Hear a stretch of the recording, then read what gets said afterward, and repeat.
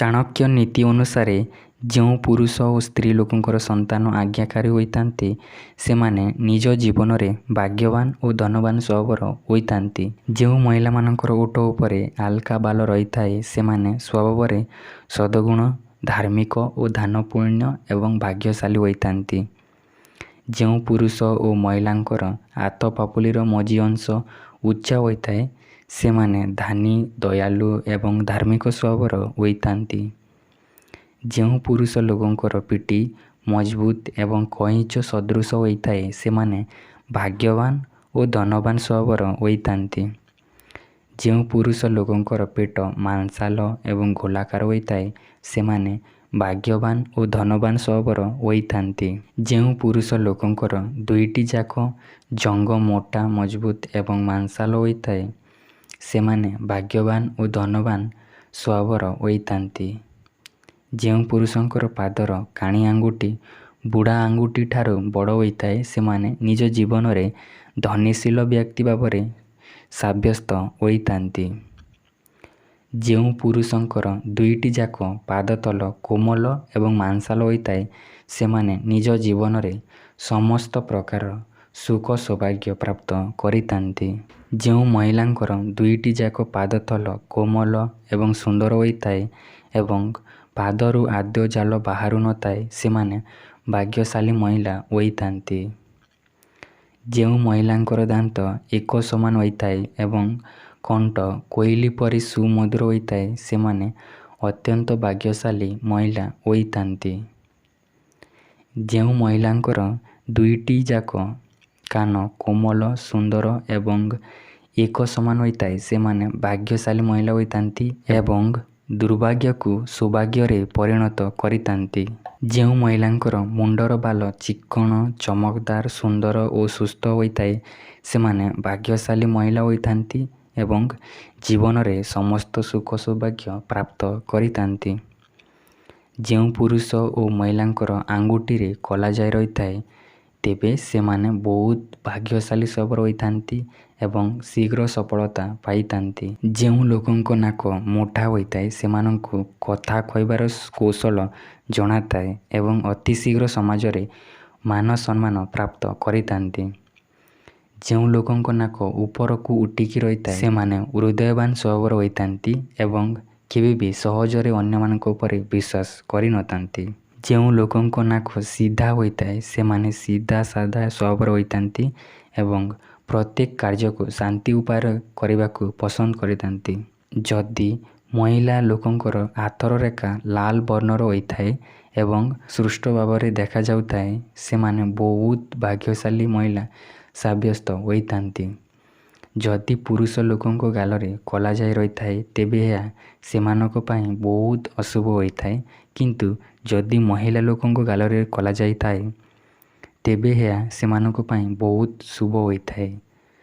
ଯେଉଁ ପୁରୁଷ ଓ ମହିଳାଙ୍କର ମଥା ଚଉଡ଼ା ହୋଇଥାଏ, ମୁହଁ ଗୋଲ ଓ ଆଖି ସୁନ୍ଦର ହୋଇଥାଏ ସେମାନେ ନିଜ ଜୀବନରେ ଅନେକ ସୁଖ ସୁବିଧା ପ୍ରାପ୍ତ କରିଥାନ୍ତି ଏବଂ ଭାଗ୍ୟଶାଳୀ ସ୍ୱଭାବର ହୋଇଥାନ୍ତି। ଯେଉଁ ପୁରୁଷ ଓ ମହିଳାଙ୍କର ଗାଲ ଫୁଲିକି ରହିଥାଏ ଏବଂ ଗୋଲାପୀ ରଙ୍ଗର ଦେଖାଯାଏ ସେମାନେ ଭାଗ୍ୟଶାଳୀ ସ୍ୱଭାବର ହୋଇଥାନ୍ତି ଏବଂ କାର୍ଯ୍ୟରେ ଶୀଘ୍ର ସଫଳ ହୋଇଥାନ୍ତି।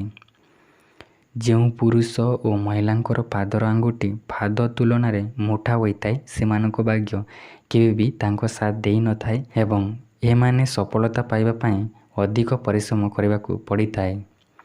ଯେଉଁ ପୁରୁଷ ଓ ମହିଳାଙ୍କର ଜଙ୍ଘରେ ଭାଲ ନଥାଏ ସେମାନଙ୍କ ଭାଗ୍ୟ କେବେ ବି ତାଙ୍କ ସାଥ ଦେଇନଥାଏ ଏବଂ ସେମାନେ ସଫଳତା ପାଇବା ପାଇଁ ଅଧିକ ପରିଶ୍ରମ କରିବାକୁ ପଡ଼ିଥାଏ।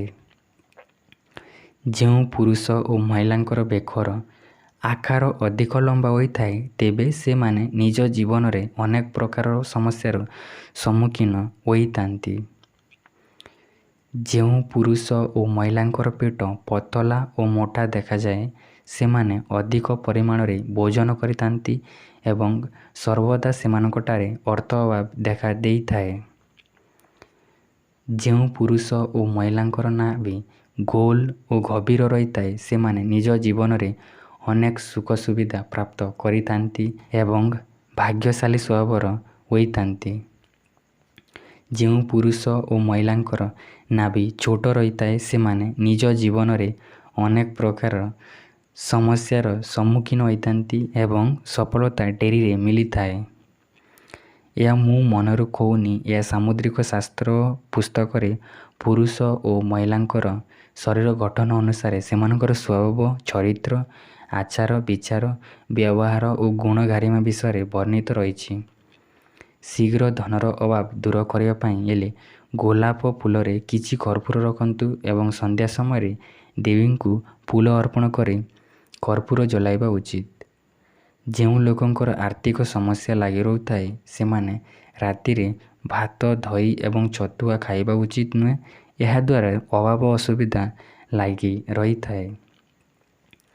ଘରେ ରାତିରେ ଶୋଇବା ପୂର୍ବରୁ କେବେ ପାଦ ଧୋଇ ଶୋଇବା ଉଚିତ ନୁହେଁ। ଏହା ଅଶୁଭ ହୋଇଥାଏ ଏବଂ ଧନହାନି ହୋଇଥାଏ।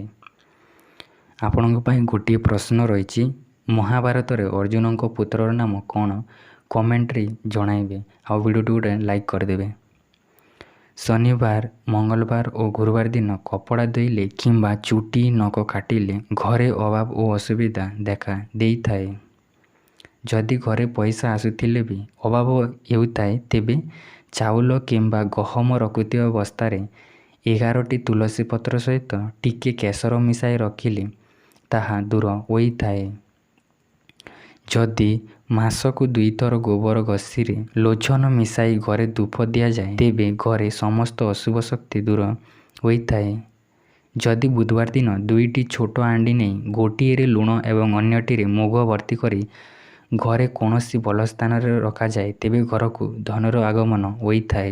ଯଦି ବହୁତ ପରିଶ୍ରମ ପରେ ବି ଭାଗ୍ୟ ସାଥ ଦେଉନଥାଏ ତେବେ ବିଷ୍ଣୁ ମନ୍ଦିରରେ ହଳଦିଆ ବାନା ଲଗାଇଲେ ଦୁର୍ଭାଗ୍ୟ ଦୂର ହୋଇ ଅଭାବ ଅସୁବିଧା ଦୂର ହୋଇଥାଏ। ଯଦି କୌଣସି ଲୋକ ଅତ୍ୟଧିକ ଆର୍ଥିକ ସମସ୍ୟାରେ ପଡ଼ିଥାଏ ତେବେ କୌଣସି ମନ୍ଦିର ଯାଇ 2ଟି କଦଳୀ ଗଛ ଲଗାଇଲେ ତାହା ଦୂର ହୋଇଥାଏ। ଯଦି ଘରେ ଧନର ଅଭାବ ହେଉଥାଏ ତେବେ ଗୋଟିଏ ମାଟି କଳସରେ ଲାଲ କପଡ଼ାରେ କଏନ ବାନ୍ଧି ଏବଂ କିଛି ଚାଉଳ ଭର୍ତ୍ତି କରି ଘରର ଉତ୍ତର ପଶ୍ଚିମ କୋଣରେ ରଖିଲେ ଦୂର ହୋଇଥାଏ। ସକାଳୁ ଶୁଦ୍ଧ ଭାବେ ଲକ୍ଷ୍ମୀ ଗଣେଶଙ୍କ ପାଖରେ 2ଟି ନଡ଼ିଆ ନାଲି କପଡ଼ାରେ ଗୁଡ଼ାଇ ପୂଜା କରି ଗୋଟିଏ ନଦୀରେ ଅର୍ପଣ କଲେ ଏବଂ ଅନ୍ୟଟି ପଇସା ରଖୁଥିବା ସ୍ଥାନରେ ରଖିଲେ ଧନ ବୃଦ୍ଧି ହୋଇଥାଏ। ଯଦି ଶୁକ୍ରବାର ଦିନ ସ୍ୱାମୀ ସ୍ତ୍ରୀ ଉଭୟ ଲକ୍ଷ୍ମୀଙ୍କୁ ପୂଜା କରି ଅନ୍ନ ଭୋଗ କରି ପକ୍ଷୀଙ୍କୁ ଖୁଆଇଲେ ସମ କଲହ ଏବଂ ଅଭାବ ଅସୁବିଧା ଦୂର ହୋଇଥାଏ। ଶୁକ୍ରବାର ଦିନ 2ଟି ମୟୂର ପଙ୍କ ନାଲି କପଡ଼ାରେ ରଖି ଲକ୍ଷ୍ମୀଙ୍କ ପାଖରେ ପୂଜା କଲେ ଏବଂ ତାକୁ ପର୍ସ କିମ୍ବା ପଇସା ରଖୁଥିବା ସ୍ଥାନରେ ରଖିଲେ ଅଭାବ ଅସୁବିଧା ଦୂର ହୋଇଥାଏ।